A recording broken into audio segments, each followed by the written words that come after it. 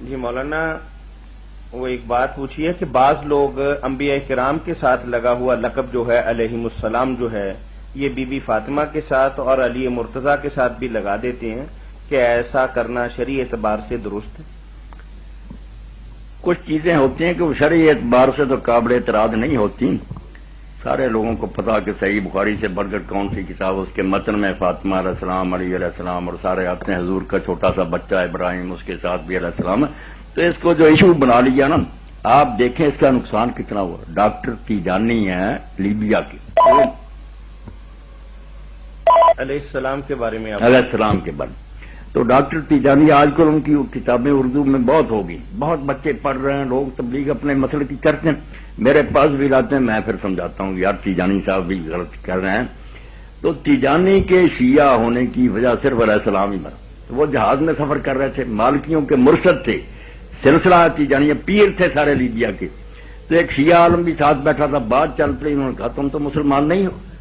انہوں نے کہا کیوں؟ تم علیہ السلام کہتے ہو. وہ ہنس پڑا. یہ انہوں نے کہا کیوں ہنسے؟ اس نے کہا یار یہ جرم تو آپ کے لوگ بھی کرتے ہیں. انہوں نے کہا کہاں؟ انہوں نے کہا بخاری شریف. اب انہوں نے بخاری شریف جب دیکھی تو واقعی اس میں تھا. یہ پھر مصر گئے، انہوں نے تسلی کی کہ شیعوں نے نہ بڑھا دیا، اور وہاں بھی دیکھے نسخے ٹھیک تھا. تو اس نے سوچا کہ یار جب ہمارے علماء اس مسئلے میں جھوٹے نکلے، قیامت برپا کی ہوئی کہ نبی بنا دیا. یہ اتنی بڑی کتاب جو قرآن کے بعد صحیح ہے، اس میں جگہ جگہ حضور کی بچیوں کے ناموں کے ساتھ، علی حسین زین العابدین کے ناموں کے ساتھ لکھا ہوا. ام کلثوم حضور کی بچی تھی، اس کے ساتھ رہے. تو یہ مسئلہ تو کچھ بھی نہ نکلا. پھر وہ لڑک گئے اور پڑھنا شروع کیا. اب انہوں نے کئی کتابیں لکھی، کون مع الصادقین ثم اهتدیت. تو اب وہ دوسری طرف گمراہ ہو گئے، بہت غلط حوالے دیتے ہیں. میں پھر تسلی کراتا ہوں کہ اصل بات یہ نہیں. تو مطلب یہ کہ آدمی کو علم عقل تو ہونا چاہیے. یہ رحمت اللہ عالمین لکھی ہے قاضی سلیمان منصور پوری رحمۃ اللہ علیہ نے. کتنے بڑے اہل حدیث سے جب حضور کی اولاد کا ذکر کیا، فاطمہ علیہ السلام، حسن علیہ السلام، حسین. اب تازہ ایڈیشن جو ہے نا یہ مکتبہ اسلامیہ، وہاں رضی اللہ عنہ کر دیا. بھائی ساری وہ کتاب جو بڑی پڑی ہے علیہ السلام سے، کیا کرتے ہیں آپ؟ اور جیسے صلاح الدین صاحب نے استدلال کیا کہ یزید کو رحمۃ اللہ علیہ کہتے ہیں، تو کیا ہو گیا یار؟ ہم جب کہتے ہیں کہ جنازہ پڑھتے ہیں وہ بھی رحمت کی دعا کرتے ہیں. یہ ہے چلاکی. رحمت اللہ علیہ ایک اعزازی کلمہ ہے. ویسے ہم کہیں نا بڑے سے بڑے گناہ گار اللہ اس پر رحم کرے بخشے، وہ الگ بات ہے. جیسے علماء مثال دیتے ہیں کہ رسول اللہ کو بھی اگر عزا و جلہ کہیں تو لغت کے لحاظ سے تو ٹھیک ہے، حضور بھی عزت والے ہیں، شان والے ہیں، مگر چونکہ اللہ کے لیے یہ ہو گیا، اب نہیں آپ کو کہہ سکتے.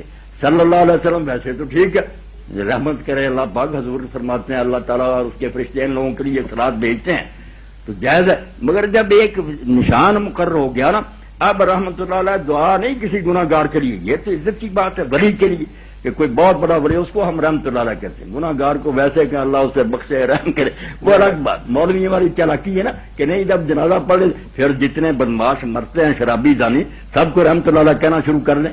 یہ فریب ہے، یہ نہیں بات. یہ اعزازی کلمے رضی اللہ عنہ ویسے شربینی کہتے ہیں. کس نے کہا کہ رضی اللہ عنہ صحابہ کے لیے؟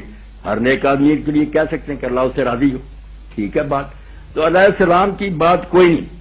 باقی جس نیت سے کوئی کہتا اس کی نیت، اگر وہ کہتا کہ یہ لوگ اللہ کی طرف سے مقرر ہوئے ہیں، یہ اس طرح کے امام ہیں جیسے نبی مقرر، تو شیعوں کا ذہن یہ ہے کہ یہ اللہ کی طرف سے مقرر شدہ، وہ الگ بات. ہم جو ان کو کہتے ہیں نا، یہ ایسے ہی جیسے سلام میں ہم کہتے ہیں تشہد میں السلام علینا وعلی عباد اللہ الصالحین. اور میں نے اپنی کتابوں میں دیکھا کہ حضرت ابوبکر علیہ السلام بھی لکھا ہوا، حضرت عمر علیہ السلام بھی مجموعہ الزوائد میں.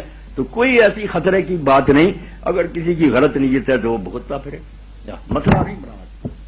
بالکل فتح الباری اور صحیح بخاری میں جگہ جگہ علیہ السلام ہے. جی